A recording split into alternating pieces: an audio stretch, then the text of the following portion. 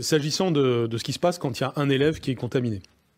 Vous vous souvenez que cette année, au bout de plusieurs mois, on a décidé que c'était au bout d'un cas de contamination qu'on fermait une classe, ce qui évidemment a fait plus de classes fermées. C'était une mesure de prudence renforcée. Donc on maintient cette règle pour l'enseignement primaire, puisque les élèves ne sont pas vaccinés. Donc quand il y aura un cas de contamination, on fermera, quels que soient les scénarios, dans les cas de scénarios.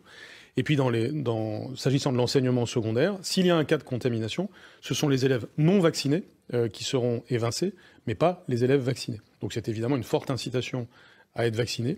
Je précise que ceux qui ne seront pas vaccinés seront en enseignement à distance dans le même temps. Ça va créer une inégalité, Jean-Michel Blanquer, ça, vous savez, les élèves. Sur ces sujets, depuis le début, on raisonne en termes de moindre mal, on ne raisonne pas en termes de situation idéale. C'est comme ça d'ailleurs que ce que je vous ai dit sur l'année 2021 telle qu'elle s'est passée, c'est à chaque fois on a fait au mieux par rapport à des contraintes qui sont énormes.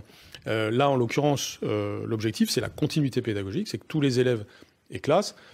Je suis assez sûr que cette année, ils auront moins de perturbations que ce qu'ils ont pu avoir l'année dernière, a fortiori si on a réussi à vacciner un maximum d'élèves et d'adultes dans l'intervalle. Le non-vacciné rentre à la maison, le vacciné reste en cours. Exactement. Et si vous voulez, c'est une logique très rationnelle en réalité, puisque c'est le message que nous passons depuis le début.